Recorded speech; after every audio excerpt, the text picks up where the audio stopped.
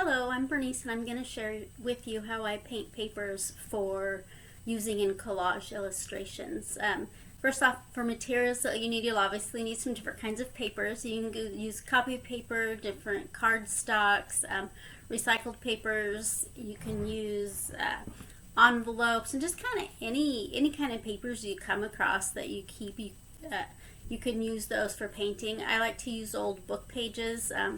My dog loves reading books, and so I actually have a number of books that have been partially chewed, and rather than throwing them away, I'll use those in some of my projects. And also I have a big Random House dictionary that I was given, and we already had one, and so I really like to use the pages from that also. But those are some of the different things. You can also get like deli paper and calligraphy paper, and it's just, there's so many different things that you can use that your imagination is the limit. And then some of the tools that you'd need is like a paint tray or palette, something or to mix your paints in or have your paints in, and you want to just make sure that that's big enough that if you're using a brayer, which is another thing that you'll want if you have it available, but you want it big enough so that your brayer is going to fit in there to be able to mix the paints. And I don't need the paint yet because we haven't talked about that. Old gift cards, those work really well for scraping paint. Cardboard boxes, if you take off one side of them and expose the ridges, those are really good for making different textures and marks on paper. You'll want some different brushes. If you have any like texture plates or things, you could use those. If you don't, no worries.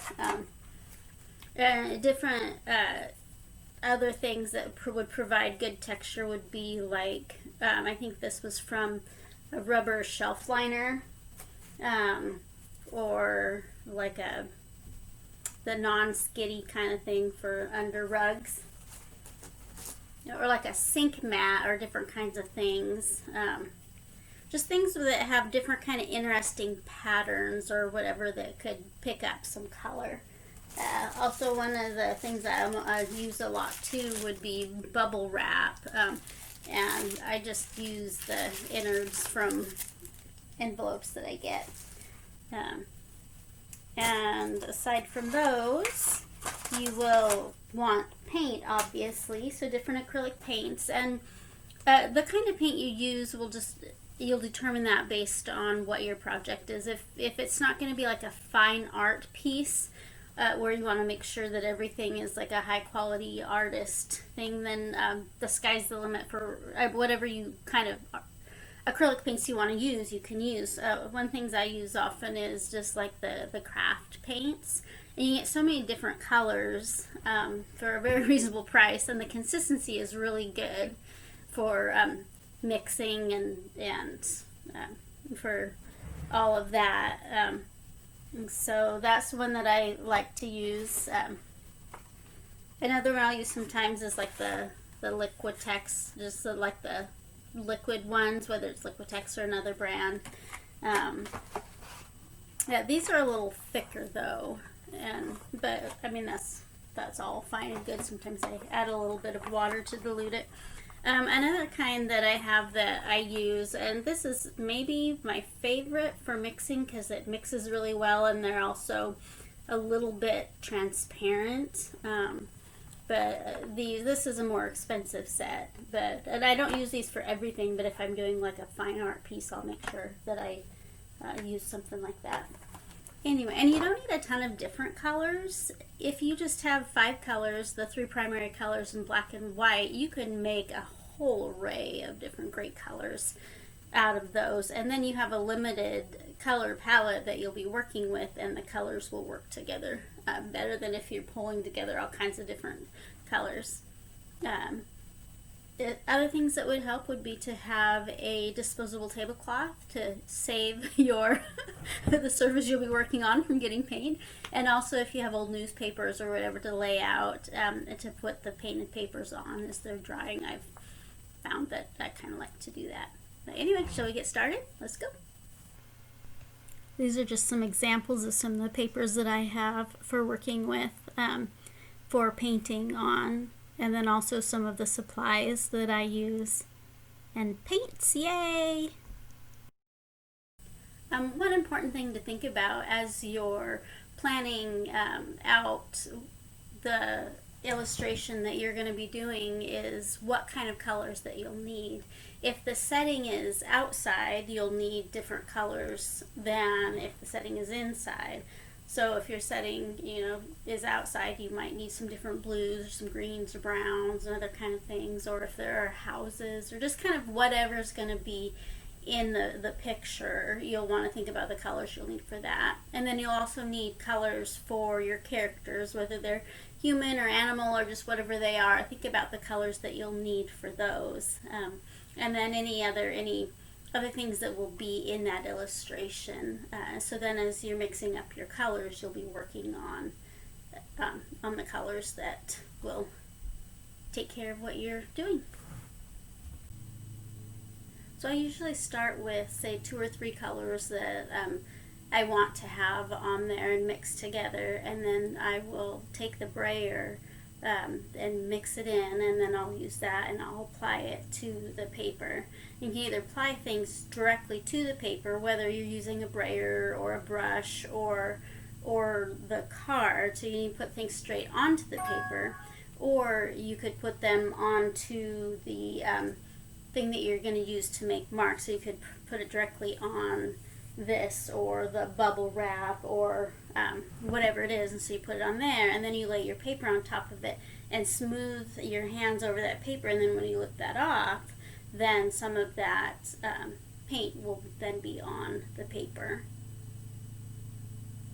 And then what I do, I don't usually clean my palette in between colors, because I like to go from one color and make that a little different. Like if it looked kind of dark, then I'll add some more spots of white and mix it in, or some lighter colors, and then I'll do another paper with that slightly altered color, and then I continue to just alter the colors that I'm using, and that it's just, you get so many different variations, and it's just interesting to see what you can kind of come up with. Plus, you don't have to go back and wash your thing or wipe it out in between everything, which if you want to, you can totally do that. But I like the happy accidents or the just different things that you wouldn't plan out when you're just kind of going with the flow, and you get what you get. So here I dropped some like 3 different colors of paint on my little tray, and then I used a brayer to mix those a little bit and put them out on a piece of bubble wrap. Then I put a piece of deli paper over that and smoothed my hand over it, and when I pulled that up. So here I'm mixing some paint, and then I'm putting it on a piece of paper. Now you'll notice as I go along that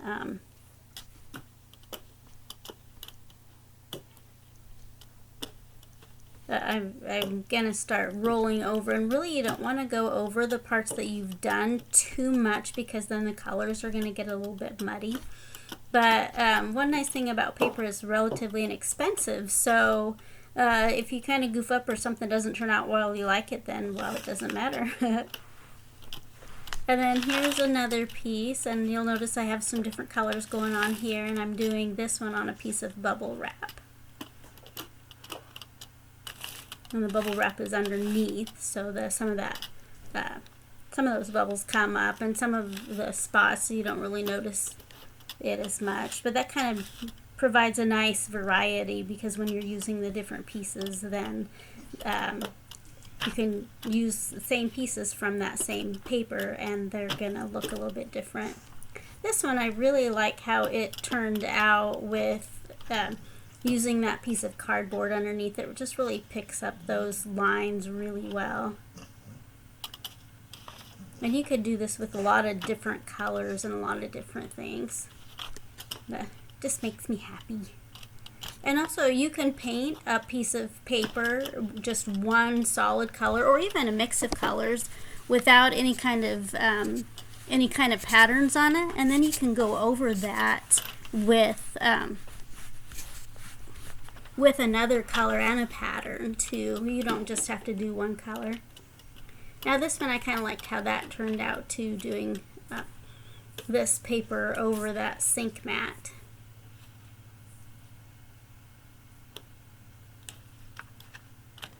Kind of interesting colors too. I don't know that I planned out my colors when I was working on this, but oh well. Oh, this one was kind of fun. I like how this one turned out. That's using the scraper. And I have just a piece of like paper from some kind of a legal businessy notebook. So you've got the lines from that, the vertical and horizontal, and then you've got kind of the lines with the paint too. My absolute favorite way to paint papers is to use something called a jelly plate, and I actually have 3 of them. Well, yeah, I have 3 sizes anyway. The first one I bought was an 8x10, and it was this Jelly Arts one. And then I wanted to have some to do classes with for teaching either at schools or for teaching with workshops or whatever. So I have a number, I got a different brand, but I have number 5x7s. And then I wanted one that was big enough that I could put a whole large piece of paper on it and have like a whole background painted. And so I actually made one because they get kind of pricey. I think my 8x10 was about $20 to $25. The 5x7s, I think they're around $13 right now. But I tried to make a 13x9, and I used it and made it in a pan, and this kind of that's how that one looks. It looks a little different, but it works great. So, but I realized that using a 13x9 pan doesn't mean you're going to get a 13x9 surface, because they must measure it from the top and not the bottom. So it's a little smaller than I wanted, but it still works great. And the lovely thing about the jelly plates, what they do is you put the paint, you drip the paint on them, and then you use your brayer to meld the paint and get that all on. And then you can use different things to get some of the paint up off of there. Like one of the things so you can use your bubble wrap, or you can use these other things that we used to make marks without the jelly plate. You can use these either to put on the jelly plate and lift it off before you put your paper on, or some of them you can just put them on there and then you put your paper on and rub it and get paint on that way. But you can also do other cool things, like it looks really good when you just take a plastic baggie and you kind of wad it up and you just kind of pounce it on there, and then you put your paper on. There's so many different ways, it's limitless, that just different things that you can use to make a mark, and often the papers will come off and they'll look like miniature abstract pieces of art. So I don't know, they're just really pretty and I like them that way. But I'll show you how to do a few of those too. This is just a picture of what those jelly plates look like that I have, and then these are some different things that are great for making marks.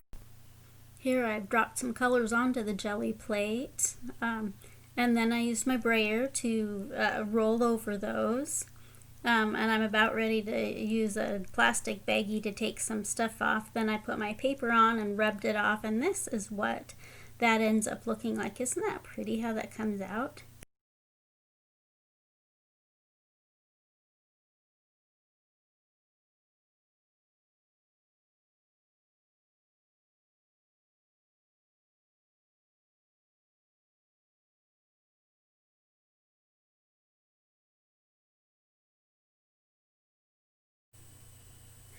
I hope that this video has mostly made sense and that it helps to make the idea of painting papers relatively painless and not scary. Because it's not really a scary thing. It's actually very fun, and I find myself once I start, I find myself painting more and more and more papers. In fact, have painted papers all over the counter and all over the table and all over every area in the kitchen that I can find space for them. And then sometimes I'll even start to pile up the ones that are dried or mostly dried so that I have more space to work with it. But anyway, hopefully you'll think it's as fun as I think it is. But maybe enjoy the process. Happy creating.